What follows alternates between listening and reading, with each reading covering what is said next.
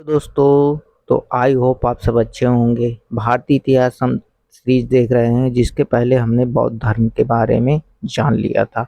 अब हम जानेंगे जैन धर्म के बारे में फुल डिटेल, और साथ ही इसकी याद करने की ट्रिक भी देखते जाएंगे, जिससे परीक्षा हाल में प्रश्न करने में आसानी हो। टोटल इसमें हमने 3 पेज लिए हैं, जिससे कोई भी परीक्षा आप देंगे इससे बाहर नहीं जाएगा।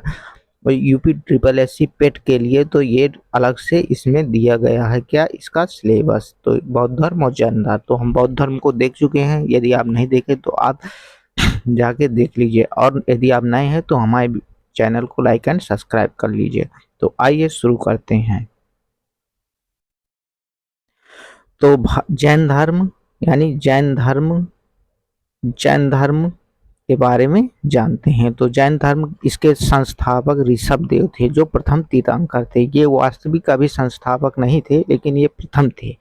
वास्तविक हमारे महावीर को ही माना जाता है, जो आगे मेंशन है पॉइंट में। तो जैन जैन शब्द संस्कृत के जिन शब्द से है, जिसका अर्थ है विजेता। यानी विजेता मतलब जो मन, वचन और काया को जीत लिया हो, उसको हम विजेता कहते हैं। तो संस्कृत के जैन शब्द किससे बना है? जिन शब्द से। ये परीक्षाओं में प्रश्न बना हुआ है इसलिए। और 23वें तीर्थंकर थे पार्श्वनाथ थे, जो काशी के इक्ष्वाकु वंशीय राजा अश्वसेन के पुत्र थे। तो ये प्रश्न भी बना हुआ है कि अश्वसेन के पुत्र पार्श्वनाथ थे। ये प्रश्न बना हुआ है। इन्होंने 30 वर्ष की अवस्था में संन्यास लिया था, और इन्होंने 4 शिक्षाएं दी थी पार्श्वनाथ ने।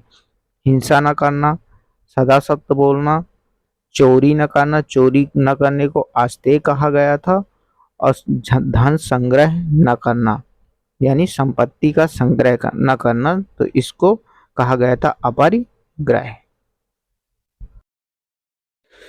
ऋषभ देव प्रथम जैन तीर्थंकर थे, जिनको संस्थापक माना गया है। और 22वें तो अरिस्टनेमी थे। ये तीर्थंकर 22वें थे, तथा इनका उल्लेख कहाँ मिलता है?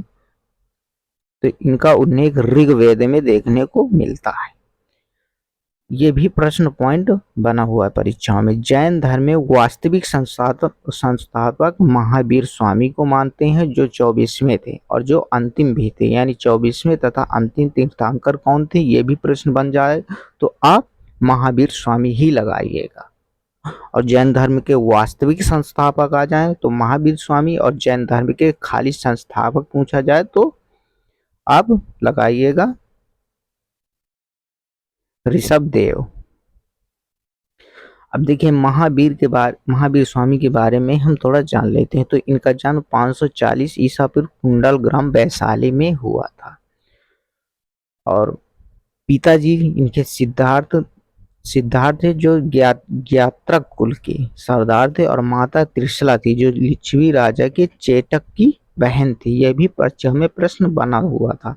और इनकी पति यशोदा थी, और तथा इनकी एक पुत्री थी, जिसे अनुजा यानी प्रियदर्शिनी कहते हैं। तथा इनका विवाह जमाली यानी जमाली के साथ हुआ था, जो महावीर स्वामी के ही फर्स्ट शिष्य ही बने थे, यानी पहले प्रथम शिष्य भी थे।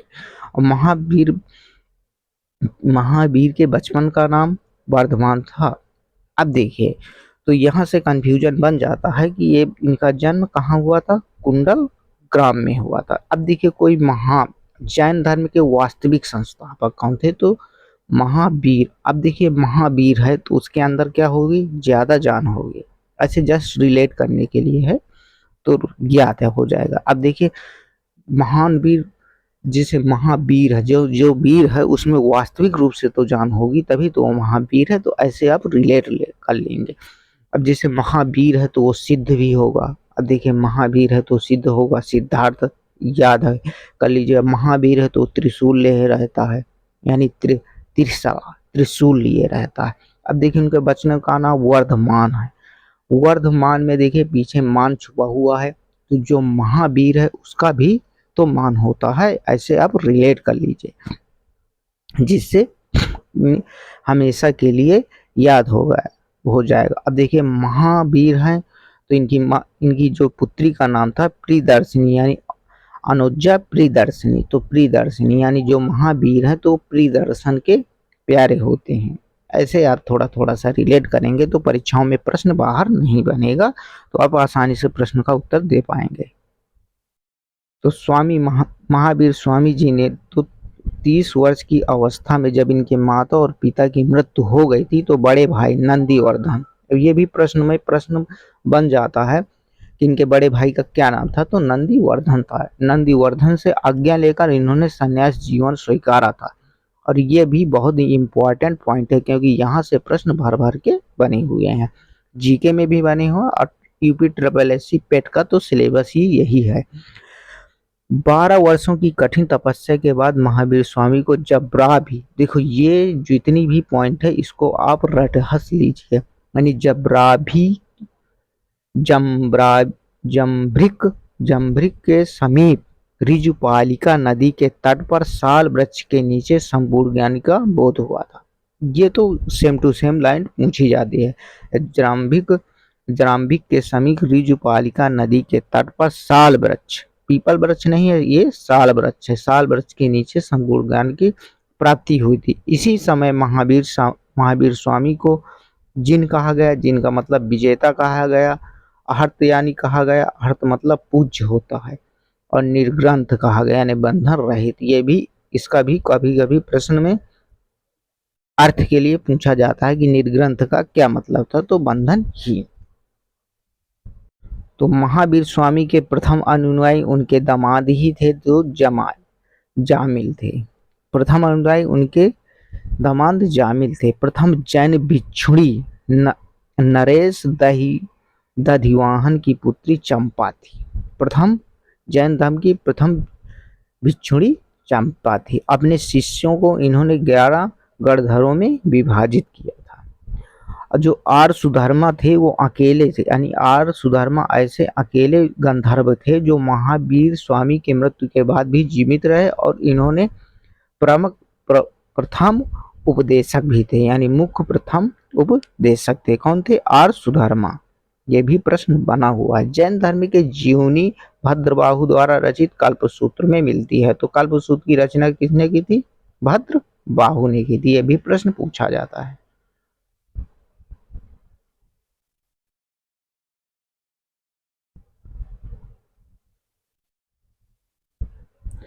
खजुराहो में जैन मंदिर का निर्माण चंदेलों ने कराया था। खजुराहो में जैन मंदिरों का निर्माण किन्होंने कराया था? चंदेलों ने कराया था।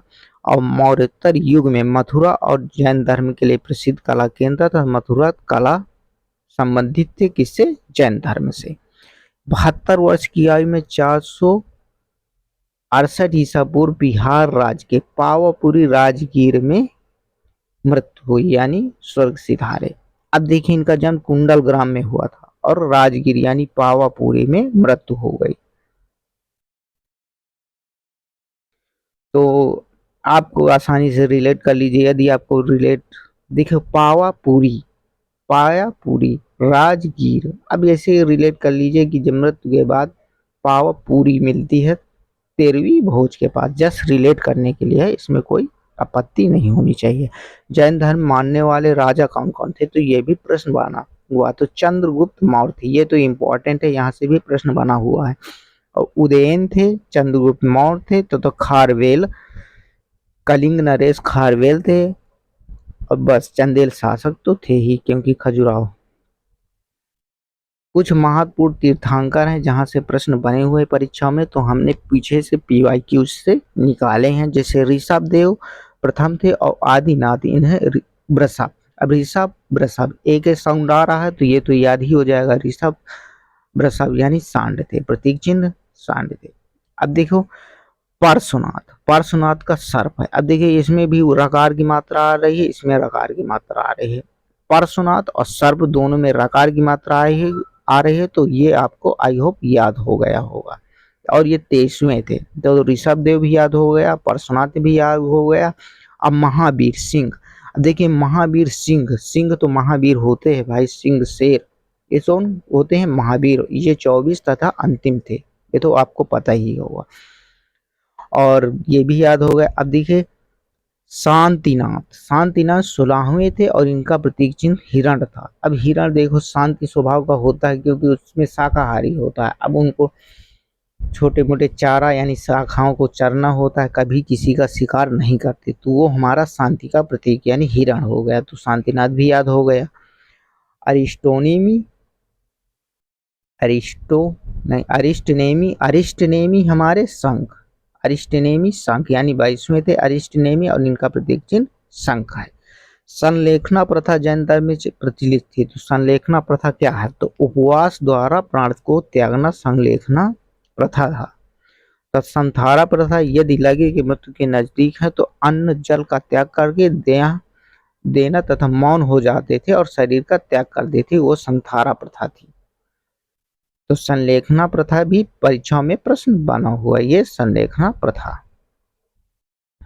प्रथम जैन संगीति 300 ईसा पूर्व में स्थान था पाटलिपुत्र तथा अध्यक्ष थे इसके स्थूल भद्र। अब देखिए प्रथम पुत्र ही यानी प्रथम यानी पाटिल, पहला ऐसे रिलेट कर लेते हैं, यानी पहला पाटिल से पहला पुत्र स्थूल भद्र यानी मोटा निकला। स्थूल माने बड़ा यानी मोटा, तो पहला पुत्र ही मोटा निकला। ऐसे पहला से पाटलिपुत्र हो गए, स्थूल यानी मोटा निकलने से स्थूल भद्र। अब जैसे थोड़ा सा रिलेट कर लेंगे तो परीक्षाओं में प्रश्न सॉल्व कर सकते हैं। दूसरी छठी शताब्दी में बल्लवी गुजरात और क्षमा श्रवण।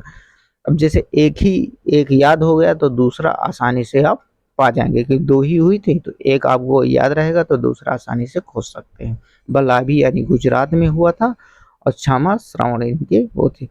जो जैन धर्म था तो पुनर्जन्म और कर्मवाद में विश्वास रखता था।